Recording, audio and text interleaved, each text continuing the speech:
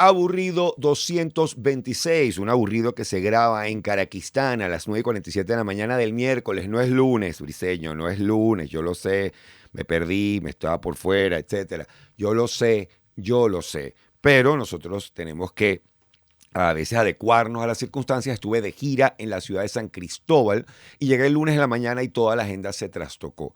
Llegué el lunes a mediodía a Caracas. Por cierto, San Cristóbal, increíble el esfuerzo que hace la gente, de verdad, cada vez que uno va a las ciudades del interior del país y se encuentra con la situación de la gasolina, más que toda presentación tiene que tener una planta eléctrica, más los impuestos municipales, más la exigencia de algunas alcaldías o sea, todas las circunstancias bajo las cuales un productor venezolano tiene que montar un espectáculo. Hermano, ahí prácticamente casi caigo en apoyemos al talento venezolano. Prácticamente. Ay, Briseño, me encanta. Me encanta que estés apoyando el talento. Cállate, pollito comunista, que la gente está fascinada contigo, pero yo no puedo hacerte mucho porque la voz se me friega. Por cierto, esta semana, jueves 11 de mayo, estoy en Pispa. Con lo de siempre, el show de los jueves estando, Valentina Rollero, Salvador Vázquez y dos comediantes más. En Caracas estamos en el BOD, está Desmadres con Ingrid Serrano y Sandra Villanueva, mañana a las 7 de la noche. Y el 11 de mayo, no, esta no va, esta es importante, 10 de junio, 8 de la noche, Anfiteatro El Latillo.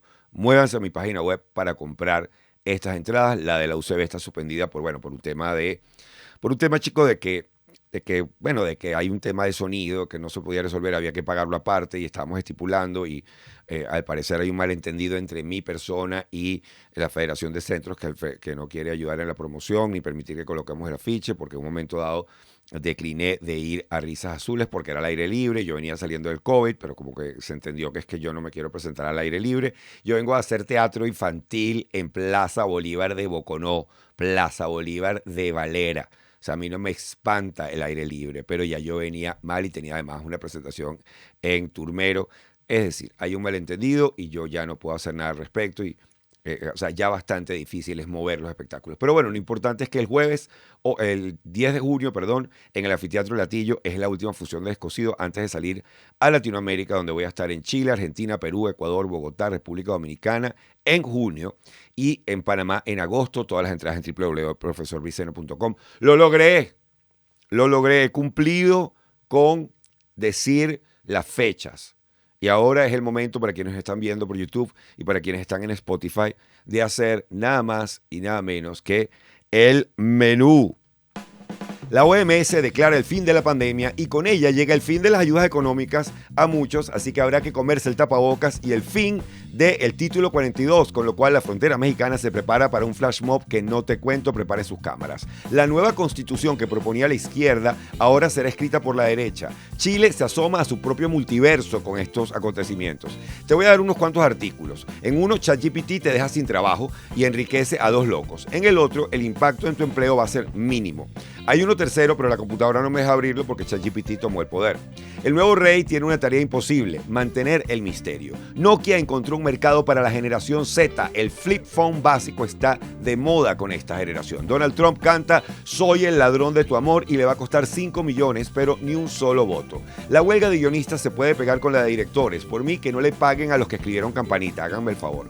La inflación en Argentina abre las puertas a soluciones radicales de tipos radicales. La cápsula de café ecoamigable tomó más tiempo que desarrollar un cohete de SpaceX, pero bueno, ahora hay que dejar de usar el revolvedor. Serán 3 años más, me imagino, para desarrollar un revolvedor biodegradable que no implique tumbar un bosque porque necesito batir el café. Tucker Carlson le pinta una paloma a los medios grandes y se muda el pajarito de Twitter. Y mientras unos gritan ¿qué diablos saben los médicos?, cirujanos lograron operar un bebé en el cerebro antes de nacer, adentro de la... Bueno, ya vamos a hablar de eso. La campaña de Bill Gates por energía limpia arranca en el reactor nuclear más avanzado del mundo, que curiosamente es el suyo. Y si querían más absurdo, el fiscal de Colombia se siente amenazado y responsabiliza al presidente de su vida. Y en el extra...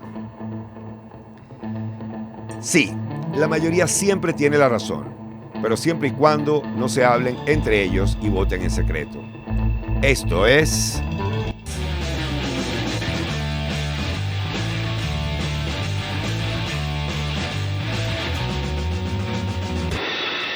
Aburrido. Aburrido 226, un aburrido que se transmite, ya les dije, que se transmite por Twitch en vivo. Hay un pocotón de gente por aquí uniéndose, a pesar de que estamos fuera de horario, porque, bueno, como ya expliqué, la semana se me trastocó. Además, el estreno de la obra de Ingrid nos tiene a todos aquí entregados a que eso esté divino para mañana jueves en el BOD. Buen Día de la Madre para la gente que se quiera acercar para allá. Por otro lado, recuerden que estoy a las 7 de la noche en Onda La Superestación. Anoche tuve a Norquis Batista de invitada. ¿Qué dura es Norquis, pana? ¿Qué dura es Norquis? Me refiero que es una dura en el asunto de cómo hacer una entrevista. Es decir, que nunca he tenido a Norquis Batista en una entrevista que la pana no traiga el salero, la pimienta, el aguacate, el cebollín, o sea, que no monte un sarao. Y uno como entrevistador agradece a esa gente que tú sabes que en lo que se abre la puerta se mueve. Y el impacto, además, que tiene en la psiquis del venezolano culturalmente. Nuestro operador nunca habla. Jenderson nunca habla. Jenderson viene caminando, pasa por el hall, ve quien quiera que sea el invitado y pasa de largo. Ahí puede estar un premio Nobel, ahí puede estar un comediante, ahí puede estar quien sea. Y ayer, cuando tuvimos a Norquis, entró y dijo, ahí está Norquis. Y tú dices, el impacto, hermano, el impacto de la pana. Pero bueno, vamos directo con las noticias, no sin antes agradecer a la gente que se ha unido al Patreon, como Smiley, que es Luis Ruiz, Norma Malavé, Jan Robles, Andrés Medina, Carlos Sanoja, Said Saavedra León y una especial bienvenida a Alfredo Marín Bustillo, que se unen al Patreon y están apoyando la causa. No están apoyando ninguna causa. Claro que sí, Briseño, están apoyándote porque la vida se basa en colaboración. Nada de colaboración. Esta gente quiere un servicio. Ese servicio es entretenimiento mezclado con información. Y para eso pagan su Patreon, donde obtienen, por ejemplo, los de $5 tienen el audio completo del aburrido, el audio completo de que se vayan todos, el audio de el episodio perdido, que es el único lugar donde se pueden conseguir los episodios de que se vayan todos, va a ser este Patreon. Y por supuesto, la gente que paga un poquitico más obtiene los videos, y los que pagan un poquitico más obtienen también mis presentaciones en Caracas, obtienen entradas para cuando me voy de gira. Así que empiecen a escribirme los que están en América Latina si están pendientes de las entradas para la gira en la ciudad en la que voy a estar visitando. Pero bueno, vámonos directo con la noticia de la semana, que ha sido obviamente el rey que se coronó. Y ya Anna Applebaum es una escritora, una periodista a quien he citado en otras ocasiones, y su obsesión, debo reconocerlo, es las nuevas dictaduras, los nuevos procesos totalitarios, como ella es de las primeras que habló de cómo funcionan los nuevos totalitarismos con una máscara de democracia. Y la razón por la cual ella dice que esto se ha disparado, que esto está ocurriendo, tiene que ver con la pérdida de confianza en las instituciones. Mira, debo reconocer que este es uno de esos momentos en que ustedes me escuchan y dicen, ya Briseño se le jodió algo. No se me jodió nada. Pero uno tiene tanto pánico por la transmisión y por el hecho de que se grabe bien y por el hecho de que usted lo vea bien, etcétera, que se me olvidó priorizar el dispositivo. Es decir, que esta computadora sea la más importante dentro de la red de la casa. Y ustedes no tienen idea de la cantidad de micropasitos que yo tengo que dar para hacer esta transmisión. Ya está hecho. Volvemos a Anna Applebaum. Dice en un artículo, el rey Charles va a estar disappointed, va a estar frustrado o en todo caso defraudado. Y Anna Applebaum, como ha hablado constantemente de las instituciones, pues no tarda en llevar esto para ese lugar donde ella ha encontrado que se encuentra la raíz de buena parte de nuestros problemas. No creemos en las instituciones. ¿Sabes? ¿Qué nos pasó en el COVID? Bueno, llegó un momento que ya uno no le quería a la OMS, lava los alimentos, no lave los alimentos. Ya lo he dicho antes, se trata de un tema de vocería, ya vamos a hablar de la OMS, porque se podían decir muchas cosas de una manera en que uno pudiera ir a... Había que pedagogizar, había que enseñar cómo funciona la ciencia. La ciencia en algunas ocasiones puede decir 2 y 2 son 4, pero en otras puede decir, bueno, hay unas circunstancias que dan a entender que esto podría ser causal o que podría ser algo que se está dando correlacionado. Ese tipo de terminología había que explicarla. Pero lo traigo a colación porque es un perfecto ejemplo de lo que nosotros nos referimos con la pérdida de creencia en las instituciones. Hemos dejado de creer que los bancos de alguna manera son una institución necesaria, positiva para la economía, porque generan riqueza, porque generan dinero gracias al crédito, porque nos enteramos cada vez más que los bancos hacen desastres. O con que nos enteremos que dos bancos hacen desastres, pues juzgamos todo el sistema bancario. Y así, por supuesto, con todas las instituciones del Estado. Y lo que hace Anna Applebaum es llevar esto al fenómeno de la realeza.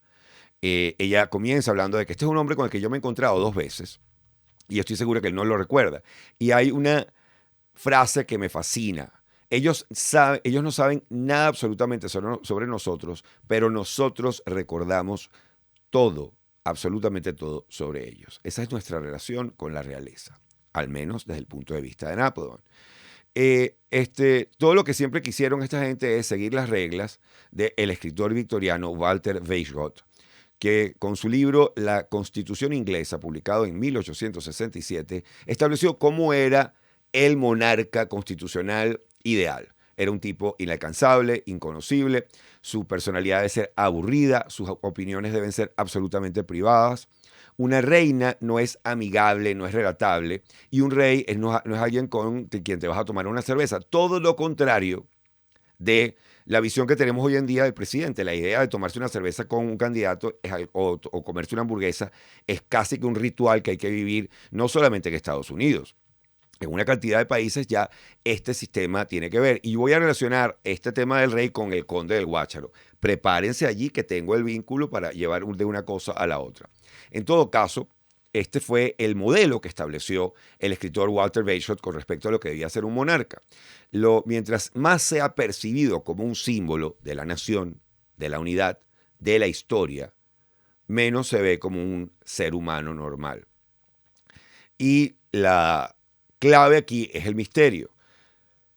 El rey mantuvo esa cara durante la coronación, hizo todo lo que tenía que hacer para que tuviera la imagen de un rey de estampita.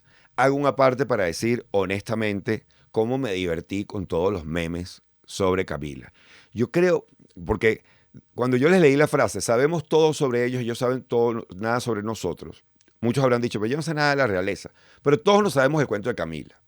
Una tipa que, a mi modo de ver, jugó un rol secundario en el desastre del matrimonio de Diana y Carlos, pero que para muchos es una muestra del que quiere puede y el que no puede critica. Porque al fin y al cabo la tipa llegó a donde iba a llegar, pero nos encanta un malo en la película. El malo en la película de toda esa gente no existe.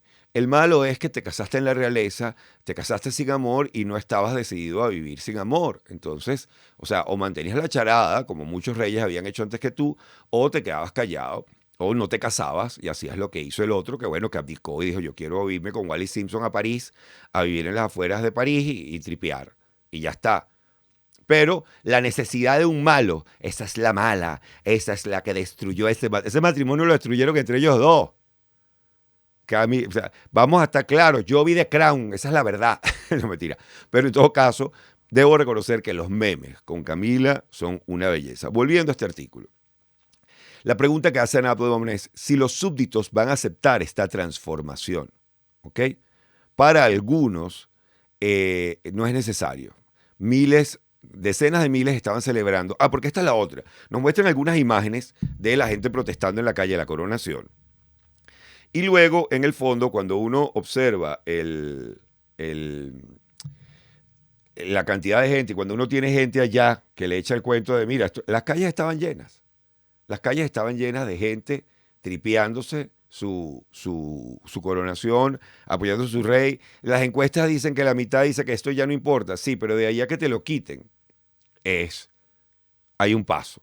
Porque además las encuestas aglomeran en contra de la realeza las opiniones en contra, más o menos en contra, y no me interesa. Entonces, yo no estoy diciendo que hay un apoyo por la realeza, pero creo que saltamos a unas estadísticas leídas de una manera muy particular cuando la gente en la calle está tripeando. Ahora, la gente no tiene que aceptar, ¿verdad? Miles de personas estaban esperando que el hombre pasara por allí, a pesar de que había lluvia. Y para otros, el intento de Charles de darle un misterio y una distancia no importa, porque al fin y al cabo no pueden hacer nada al respecto, está establecido.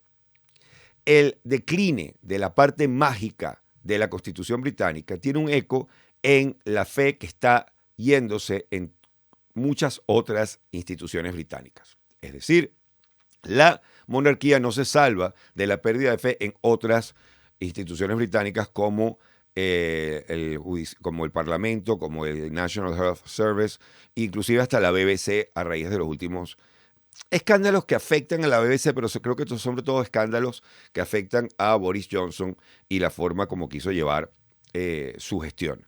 En todo caso, el exceso de luz dentro de la monarquía no es lo único que explica por qué los argumentos sobre el Imperio Británico están saliendo ahora. Porque décadas después de que el imperio ha caído, se empieza a hablar ahora de por qué ha caído el Imperio Británico. De hecho, la gente de Pax Hispana, una gente que intenta, aclarar que la leyenda negra sobre la explotación de América Latina por parte de la colonia española, no es tal en comparación a cómo se manejó, por ejemplo, el tema de las colonias británicas. Abogan porque los británicos hicieron un gran esfuerzo por hablar de la leyenda negra para que no se hablara de cómo los británicos habían manejado sus imperios. Esa conversación está ocurriendo ahora, en los 2020, décadas después de que cayó el imperio. O esto tampoco explica por qué los periódicos conservadores, que deberían ser monarquistas, utilizan, y sobre todo que defendían el establecimiento, el sistema, utilizan ahora frases como saboteadores, enemigos de la gente, para describir a jueces y miembros de la Casa de los Lores, sobre todo durante el debate de Brexit. Es decir, lo que sostenía a las instituciones en buena medida eran los conservadores. Los que intentaban la modificación de las instituciones eran los liberales.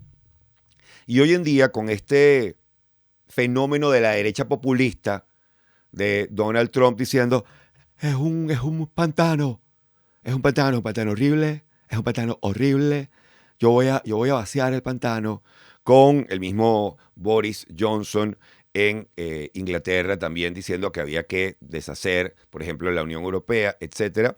Tú te encuentras a conservadores que atentan contra las instituciones.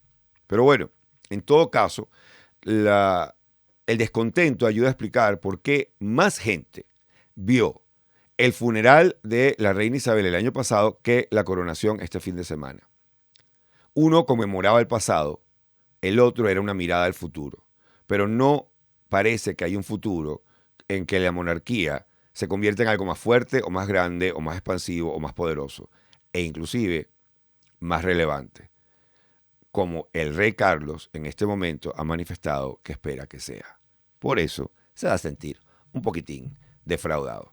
Y hablando de realeza que no la pega, el conde del Guácharo dio unas declaraciones que han despertado el odio de todo el mundo. A mí no me gusta hablar de política nacional. ¿Por qué no me gusta hablar de política nacional? No evadas tu responsabilidad. Cállate, pollito comunista.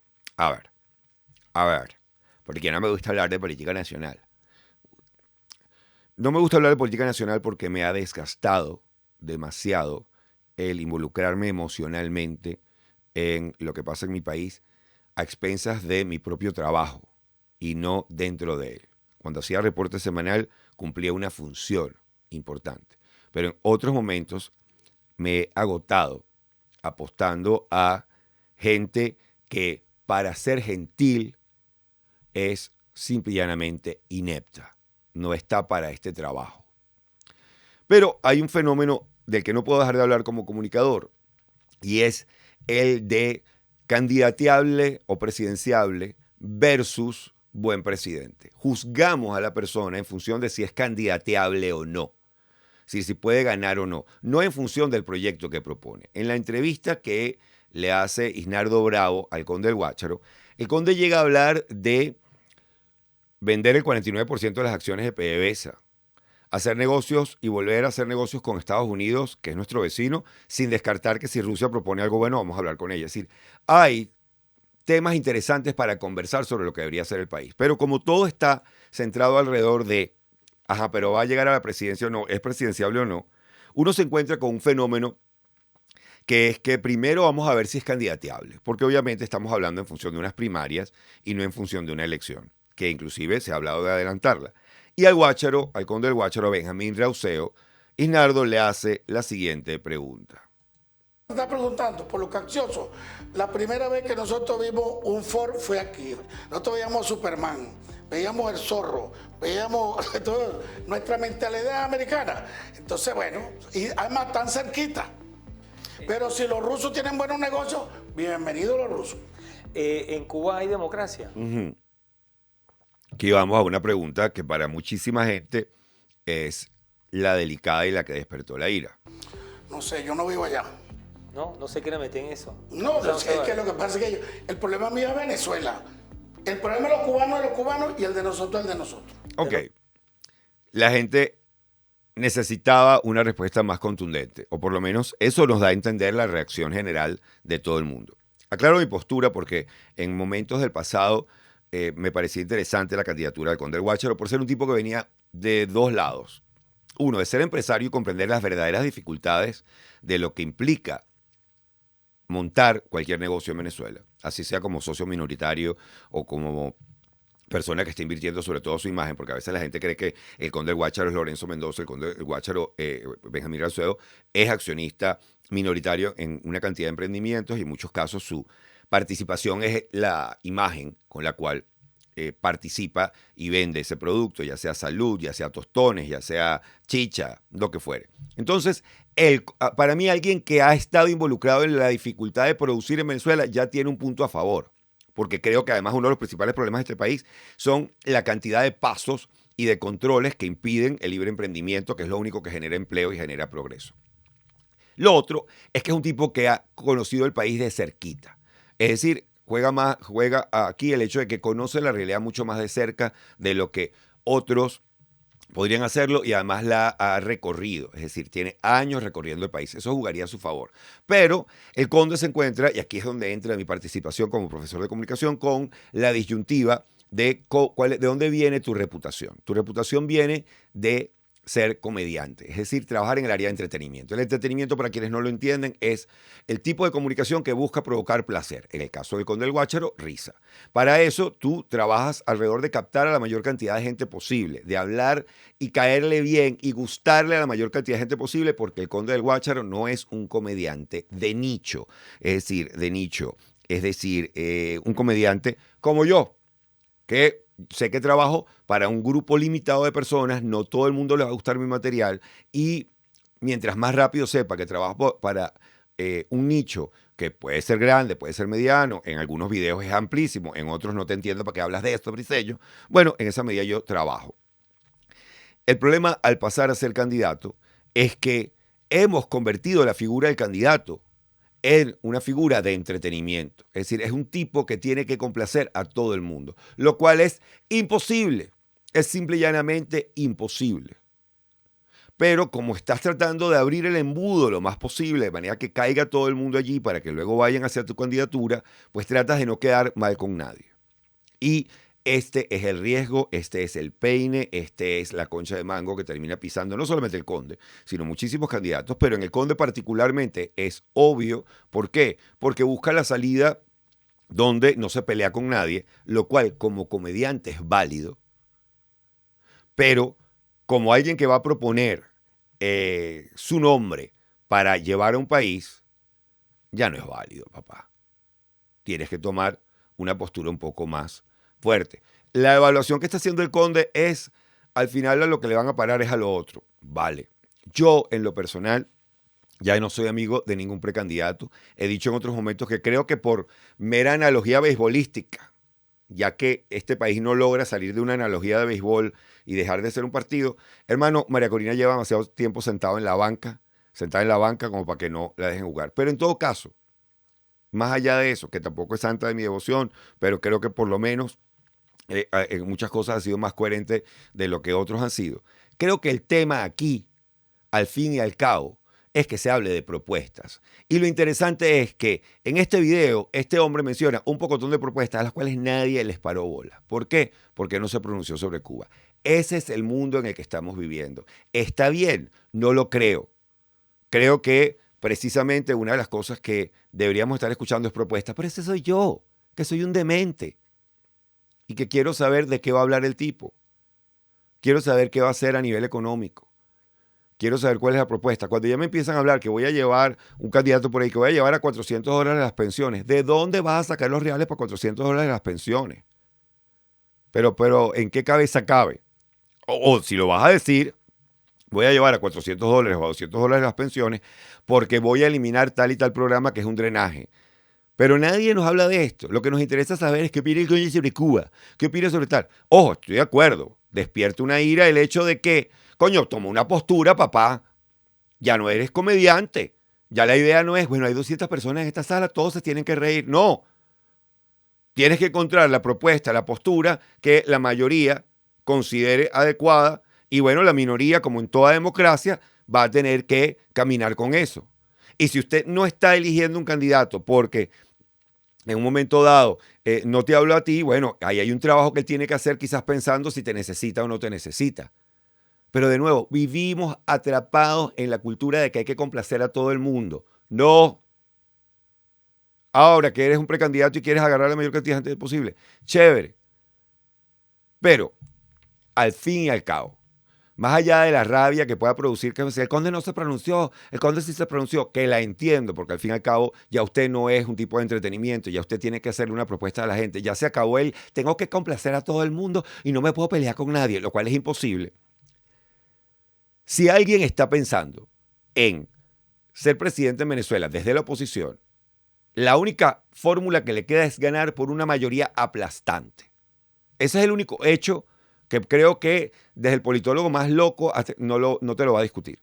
Si ha de ocurrir, tiene que ser por una mayoría aplastante. Para que eso ocurra, esa persona se le tiene que estar reventando la vejiga de la cantidad de cafés que se tiene que estar tomando a diario, puerta por puerta, casa por casa, porque una comunicación cohesionada, global, nacional, no existe. Tienes que ir, que te vean, escuchar.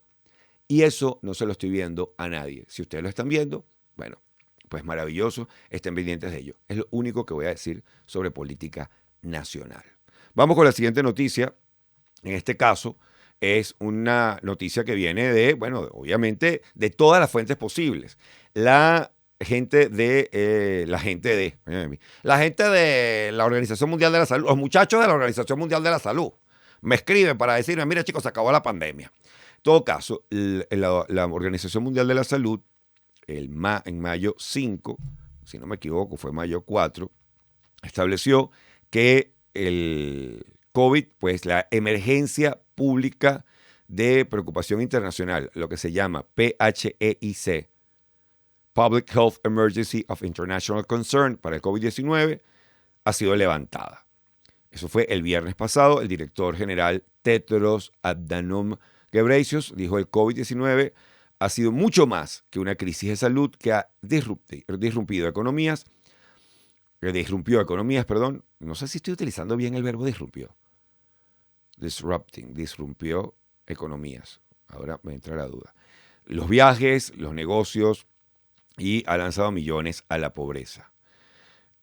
El saldo completo es desde el enero 30 del 2020, cuando había menos de 10.000 casos en Wuhan, es de 7 millones de muertes por COVID-19 que han sido reportados a la Organización Mundial de la Salud, según Tedros.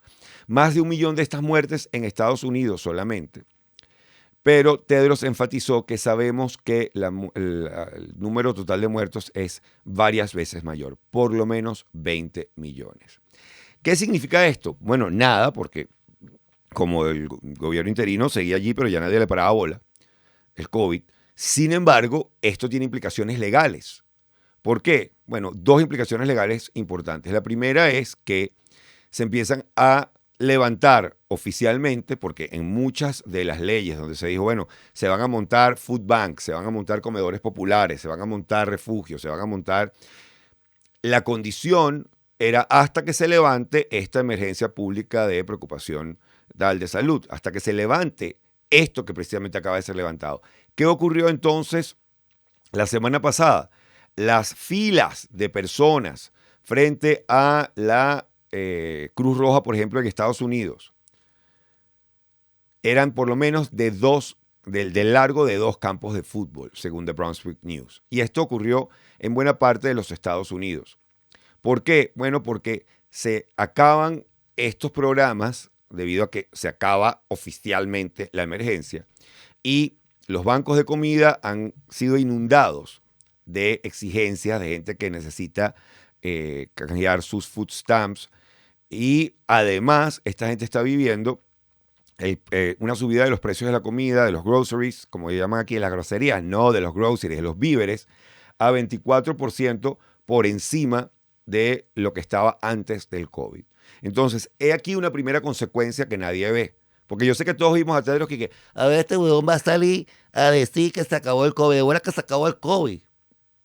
sí, pero resulta que hay una cantidad de programas que decían, bueno, hasta que la Organización Mundial de la Salud no levante esto, nosotros vamos a seguir dando alimentos, dando sopas, dando vestimenta, refugio, etcétera, y empiezan a acabarse esos programas. Otra consecuencia que nadie vio venir, porque aquí viene lo bello de todo esto, que es que estas son las noticias de las que nadie ve el entramado que tienen, es que el título 42, que es una política en la cual, debido a la emergencia sanitaria, los inmigrantes, y esto se utilizó durante la era de Trump, los inmigrantes, y no lo quitó Biden, by the freaking way, los inmigrantes podían ser devueltos porque eran considerados un riesgo a la salud del estadounidense. ¿Se entiende por dónde van los tiros? ¿De qué es el título 42? Muy bien. Acabada la pandemia, se levanta el título 42, con lo cual ya Biden y López Obrador tuvieron que echar una buena conversa hace poco porque prácticamente mañana, si no me equivoco, la política del título 42 va a expirar. Y se sabe que en la frontera hay un pocotón de gente esperando para entrar que había sido rebotada precisamente por esta política que había sido impuesta por el presidente Donald Trump cuando comenzó el COVID-19 en marzo de 2020. No podía aplicar la persona para protección porque simplemente no iba a ser posible porque significaba que eras un riesgo para la salud de los estadounidenses. Esta política, por cierto, fue condenada por abogados, gente que defiende los derechos humanos de todos lados porque obligaba a los migrantes y a los refugiados a volver a las ciudades mexicanas de la frontera que no son seguras y que supuestamente violaba las leyes de Estados Unidos bajo códigos internacionales. Sin embargo, si hay una política en la que en el fondo no están tan separados Biden y Trump, es en la migratoria. Creo que ya es obvio que el Congreso de los Estados Unidos sabe que esta es un issue que le preocupa tanto a demócratas como a conservadores, como a republicanos, y prepárense para una restricción aún mayor, incluso en los asilos políticos, en el caso de Estados Unidos. Que siempre que se habla de la migración, cuando vienen a Estados Unidos, cuando llegan a Estados Unidos, una de las cosas que hay que reconocer es que con todo lo que te puedes quejar de que el sistema estadounidense es increíblemente duro, el tema de la salud pública te puede joder en el caso de que tú caigas en una enfermedad y no tengas seguro, la posibilidad de tener una malla de resistencia social como la tienen países escandinavos, como la tiene España, como la tiene Portugal o Gran Bretaña o Francia, no existe, no es tal, más la locura de las armas, que ya ni hablo del tema. El hecho de que ya la estadística es obvia de que hay más shootings, más masacres que días en el año de un país, habla de que se quieren joder. Se quieren joder. Y los argumentos que me vengan a dar de, no, los estados donde hay controles igual tienen masacres, tienen menos masacres. Y en varios de los casos, cuando revisas la estadística de cerca, el que hizo la masacre viajó de un estado donde pudo comprar el arma, utilizando como identificación el carnet de su hija que venía con el disfraz de Dora la Exploradora de médico. Y con eso, pues, en el mejor de los casos, si le pidieron algo, compró un arma que movió a un estado donde podía matar gente. No sé por qué me fui por el túnel. Claro, me fui por el túnel de las matanzas porque habla de Estados Unidos. el país al que quiere emigrar tanta gente. Pero frente a la dificultad de ascenso y de acceder a ciertas cosas en unos países, el llegar a Estados Unidos sigue siendo para muchísima gente, a pesar de la situación económica tan increíblemente dura que tiene en este momento en comparación con los años 70. Estoy comparando con los años 70 y 80, donde el sueldo de un miembro del hogar permitía mantener el hogar. Hoy eso es imposible. Hoy personas con un sueldo, con 2 sueldos de padre y madre, además tienen que pedir ayuda al gobierno. Eso plantea un cambio de dinámica, pero no ha afectado a la migración. Y también habla de la mierdera que es la vida de los lugares a los que venimos. Para que, con todas las nuevas condiciones que hay, siga siendo un paraíso para el migrante en comparación con otros lugares. En todo caso, la frontera se prepara, según Biden, que hablaba el martes sobre este tema, para pues, una cantidad de gente que va a llegar. Y por supuesto, Greg Abbott, gobernador de Texas, dice que planeaba el lunes desplegar la Texas Tactical Border Force. Me encanta este pedo de los republicanos. O sea, los demócratas comen mierda, pero los republicanos no se quedan atrás. Texas Tactical Border Force, con la Guardia Nacional Tejana, para encargarse de la frontera en el momento en que esto ocurra, sobre todo en ciudades como El Paso. Y el Departamento de Homeland Security también dice que va a reducir el flujo de gente que viaja legalmente en el Paso del Norte para enfocarse en el tema de seguridad. El Paso y otras ciudades de Texas como Brownsville y Laredo se han declarado en estado de emergencia. Brownsville no fue donde ocurrió el mass shooting ahorita, que por cierto por ahí me mandaron un video. No tengo el nombre de quien me lo mandó y me va a odiar, pero un video porque el panita que llevó a cabo, el idiota que llevó a cabo la masacre en Brownsville, efectivamente, era de raíces latinas, pero supremacista blanco. Y entonces se plantea la pregunta de si, aquí está, no tengo la persona que me lo envió, pero está el video, ¿pueden los hispanos ser nacionalistas blancos? Y ¿sabes para un debate? Yo recuerdo en la época de los 80 que aquí llegamos a tener skinheads negros.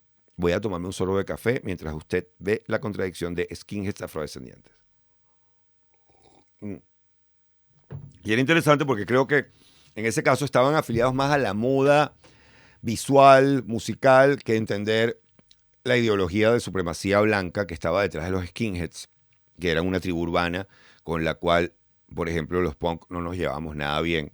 Y era una tribu urbana que era muy amiga de caerle a coñazos a los emos o a lo que en mi época eran gothic, que luego fueron dark, que luego fueron emos, etc. Y es una minoría que existe de, sí, personas que llevan 4 generaciones en Estados Unidos, son de origen mexicano, pero se ven a sí mismos como estadounidenses y no ven el tema de la supremacía racial como un tema de color de piel, sino sobre todo como un tema de defender Estados Unidos o no defender Estados Unidos. El clásico que, este no es el clásico que cruzó la frontera y luego dijo, ya hay que cerrarla porque está viniendo mucha gente, esto es horrible.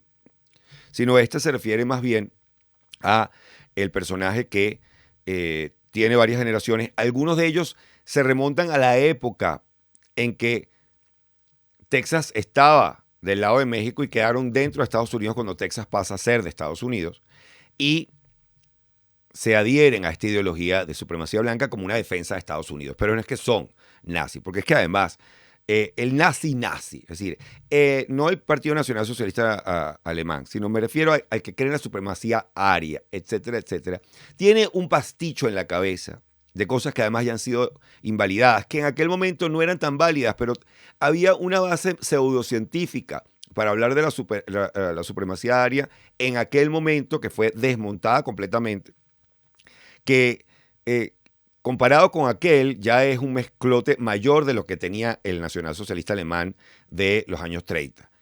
Pero es una muestra más de la desesperación por colgarnos de algún palo ideológico. Es verdad, porque las masas son manipuladas a través de las ideologías. Incluida la ideología comunista, cállate, pollito comunista, con tu franela de el tipo con la boina y la yo está y la yo no, tú no. No, no. No, no, no, no, pollito comunista. Mira, me, me friega la voz hacerlo. Así será de tóxico el pollito comunista. Pero en todo caso, hay un debate en Breaking Points sobre el gran tema de, My name is Christine. del si se puede hablar de hispanos que son nacionalistas blancos. Ya definir latino es complicado. Es decir, los mismos latinos dicen, tú no me puedes comparar, no me puedes ni siquiera limitar a Centroamérica, porque un salvadoreño se va a sentir distinto a un costarricense, o a un nicaragüense, o a un panameño. Pero esta necesidad de ponernos etiquetas va de la misma mano de la necesidad del loquito de buscar un marco ideológico donde sentirse bien porque mata un poco de gente, maldito tú. Pero volvemos a este tema de las cajitas en las que nos queremos meter. Las cajitas en las que estamos constantemente metiéndonos. Y una de las cosas que estoy explorando para el nuevo show, porque para que lo tengan claro, la otra razón por la cual estoy comenzando este aburrido tarde esta semana es porque estoy concentrado en escribir el nuevo show que va para Chile, que se estrena en Chile, que es Bocón. Una de las cosas que me caracteriza por Bocón es que no me puedo quedar con lo que me dan en la cajita. Entonces tú eres conservador o tú estás a favor del libre mercado, entonces tú tienes que estar en contra del divorcio. Y yo, what the fuck? O tienes que estar en contra de la suspensión del embarazo prematura. No. Ah, pero tienes que estar en contra del matrimonio gay. No. O sea, el libre mercado, la idea de que una competencia en un sistema sano, en un level playing field, puede dar como fruto el progreso, o es lo único que ha sacado a la gente de la pobreza, porque eso es lo único que ha sacado a la gente de la pobreza, el mercado. Ténganlo claro. Vayan y búsquense sus estadísticas. No quiere decir que me voy a comprar todas las otras causas. Este pano compró la causa de la defensa de Estados Unidos, pero él cree en la pureza racial. ¿Qué coño va a creer en la pureza racial un panita que creo que el apellido es García y vive en Estados Unidos, habla inglés? Este es el que estaba manejando, y es que yo estoy confundiendo cosas aquí, eso es lo que me da miedo. Martín Sandoval es un investigador que hace que de grupo, disculpa que estoy leyendo mientras ustedes están aquí. Es un tipo que ha dado varios nombres, es un tipo que estaba en este condado que tiene una mayoría de población hispana y es Brownsville el que ha visto hasta 1.500 migrantes al día llegar bajo algunos estimados. Y lo que ocurrió es que, de hecho, mató a algunos migrantes de Venezuela. Es que, a ver, pero es que no consigo el nombre porque creo que estoy confundiendo al que cometió la matanza la otra vez con Briseño. No, tú no investigas antes de hacer esto. No es que se mezclan la Brownville, White Supremacist Latino. Vamos a buscarlo así, a ver si es que es el mismo tipo del que estamos hablando.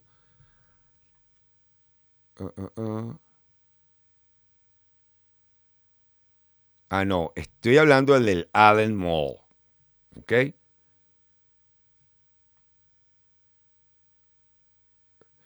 Estoy hablando del el Allen Mall, pero también el que atropelló es un supremacista blanco.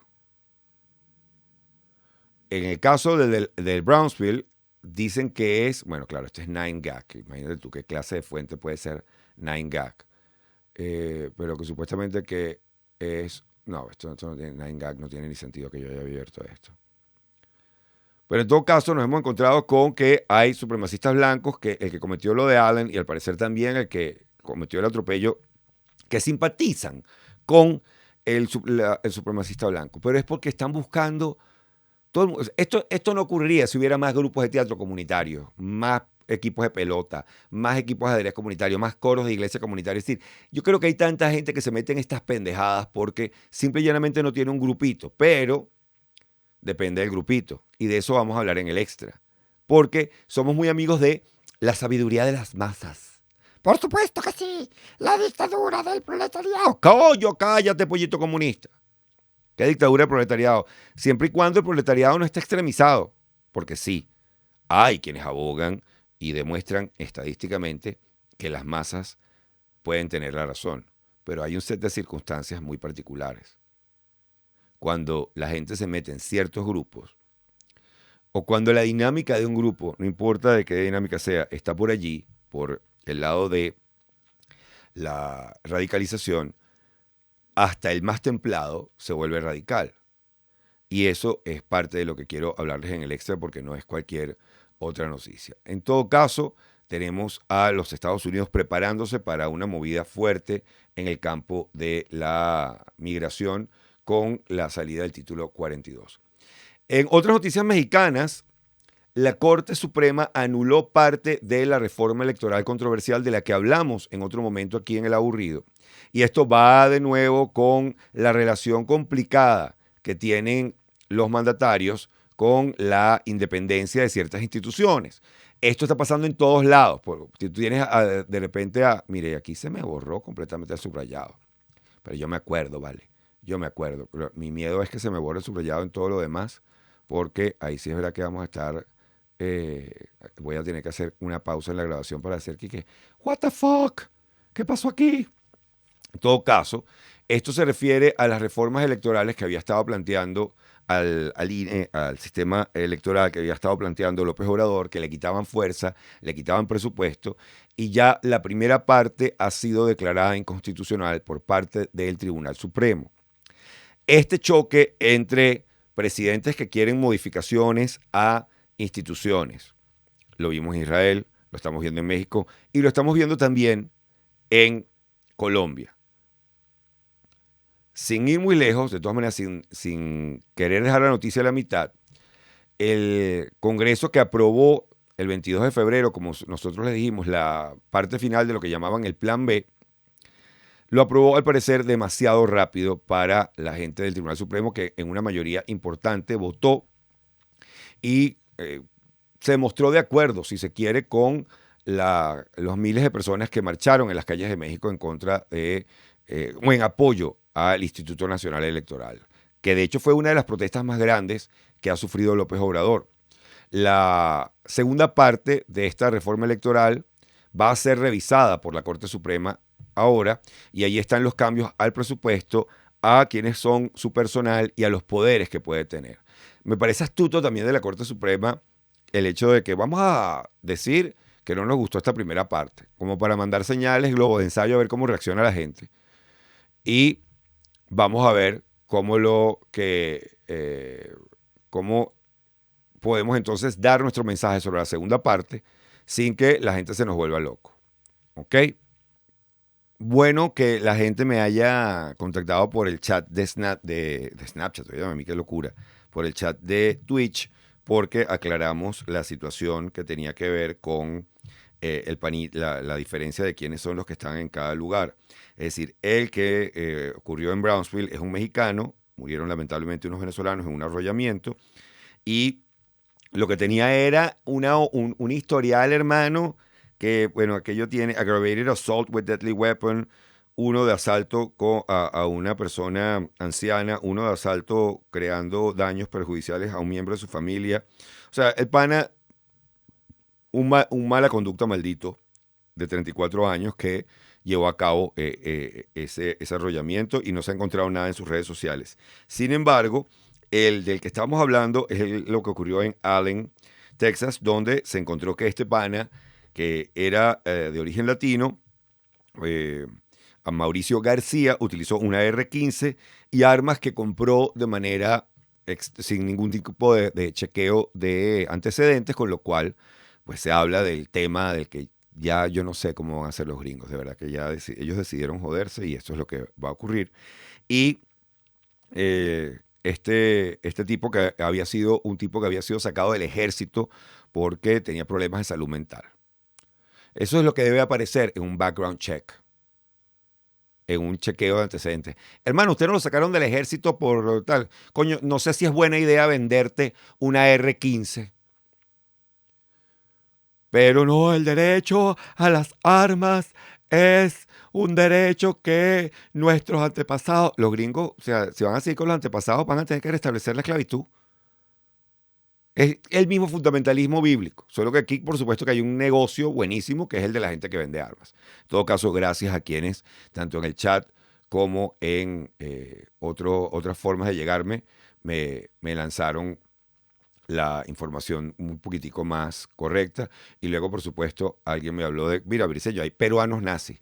De nuevo, esto es una contradicción. Sí, de hecho, es una contradicción que hayan sido precisamente los conservadores los que jugaron en contra de las políticas del COVID y decían, a mí no me vas a poner esto, a mí no me vas a obligar a hacer esto. Porque una de las banderas importantes de los conservadores es la sociedad, el individuo, sí, pero uno es un individuo que forma parte útil de la sociedad. Y lo natural hubiera sido unirse a este movimiento para detener una pandemia que estaba afectando a la sociedad con la información que había en ese momento. Porque ahorita que sale la nueva información, que sale la información actualizada y ya comprobada, ven que yo tenía razón, pero hay cosas en las que no tiene razón y nadie dice nada. En aquel momento, con la información que teníamos, había que estar en pánico, porque no sabíamos nada. A medida que fue saliendo la información, pues obviamente veíamos que, bueno, la limpieza de superficies era redundante, el tema de los alimentos era redundante, el tema del tapabocas sigue siendo un gran debate. Pero en aquel momento, tú como conservador debías, pues, saltar a, bueno, nosotros vamos a preservar a la sociedad. El cuestionamiento de las instituciones generalmente viene de los liberales. Y ese es un tema que nos vamos a encontrar a lo largo y ancho del aburrido del día de hoy. Bueno, es el momento de pasar a la gente de Patreon, a la gente que paga. Yo, la verdad es que hoy estamos colocando esto un miércoles, con lo cual el Club de Habladores saldrá, me imagino, jueves o viernes para darle chance a este video para que se mueva. Si usted se metió a ver esto en YouTube, pues y llegó hasta aquí, comente allá abajo. Llegué hasta el último momento, con lo cual me voy a dar cuenta que nadie llega hasta este momento. Usted se puede suscribir al Patreon y ser parte de la comunidad también en Telegram, que comparte noticias, que me hace llegar sus noticias y que me hace ver su punto de vista. Yo, por lo pronto, voy con la gente del Patreon. Ah, mira, que no se me olvide. 10 de junio, El Hatillo. Ya lo saben. Última función de Descosido.